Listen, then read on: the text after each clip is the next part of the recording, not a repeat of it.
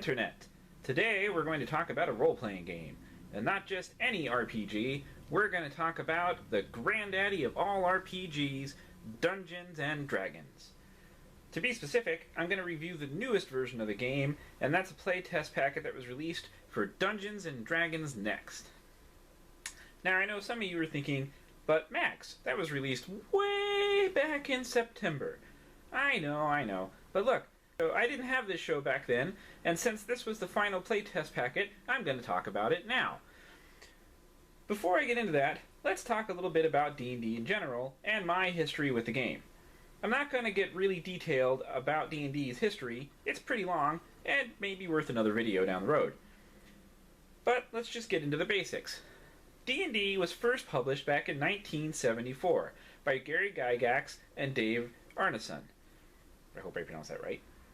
And what is now called the original D&D White Box. It's been through many iterations since then, including Basic, Advanced, and the various editions including 1st, 2nd, 3rd, and 4th.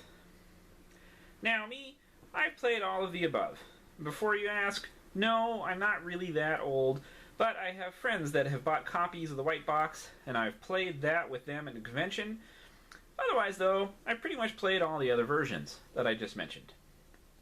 In fact, I'm often the guy that's the Dungeon Master of the games that we played.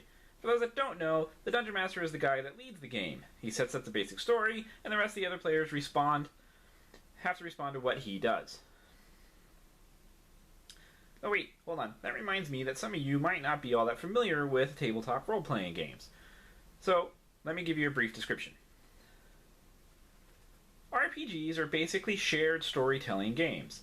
One guy, the Game Master, or in Dungeons & Dragons it's the Dungeon Master, is the person that sets the scene for the story, acts as the judge when rules questions come up, and also gets to play the monsters and the bad guys.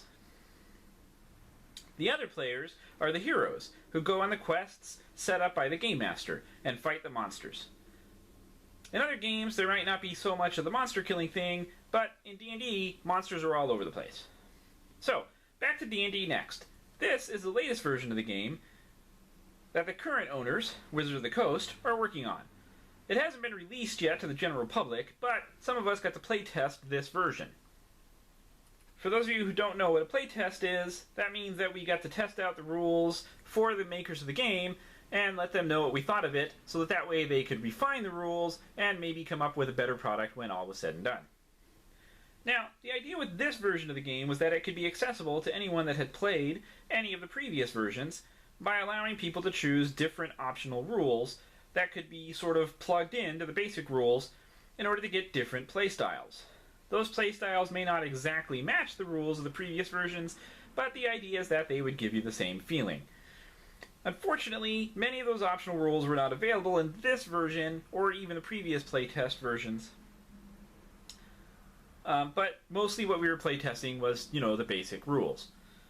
Before I get into any specifics, I want to start with this.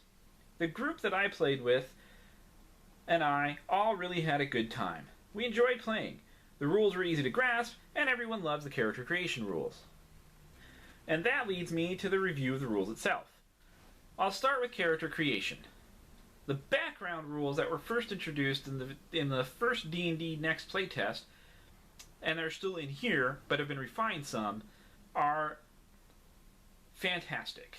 We loved them, because they allowed for some pretty cool variations in your character outside race and class. This is one of the things about playing the game with classes. Often, one human fighter will look pretty much like every other human fighter in terms of abilities, equipment, and such. But while some of that is true here, the backgrounds at least give you some variation. For example, one of my playtesters created a halfling wizard, and she decided that she wanted to be a gypsy fortune teller rather than a straight-up Gandalf-type wizard. So we used the background rules to set that up for her, and it actually came into play in the game, which made it feel like a really significant choice for her character. So backgrounds equal awesome. One thing I was disappointed with was that the feats were now just optional rules and required that you give up a potential stat increase in order to get one. I guess it's one way of balancing power gain in the game, but it just seemed kind of, I don't know, arbitrary to me. I mean, I really like feats as a further way to customize your character, but now they're a huge trade-off. But maybe my opinion will change once the final rules come out and I get a chance to play some more.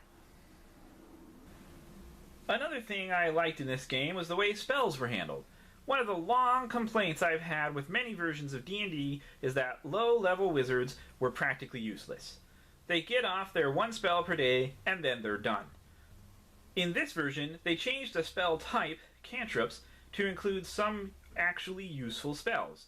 Cantrips are spells that every practitioner of a particular spell casting class knows and can cast all the time, and as many times as they want. It gives low-level wizards lots of choices and really makes things better for the party. Now, on to combat. Overall, I'm pretty happy with how combat played out in this version. Again, the rules were pretty easy to grasp, and everything moved along pretty quickly. Some of the new class abilities allowed for some pretty strategic play in battles, instead of making it just one big slugfest where no one moved. And combat was a lot more difficult for the players than it had been in previous playtest versions. I think they finally got the balance between player hit points, or health levels, and those of the monsters, and it worked out really well. Overall, I really enjoyed this playtest. I think they did a really good job of nailing down the core rules. It's playable without any special optional rules, with just the basics. I'm really looking forward to what they do with the final product and see how the optional plug-in rules will work. I think that's all I have to say for now. If you think I'm missing anything or my opinions are all wrong, please comment below.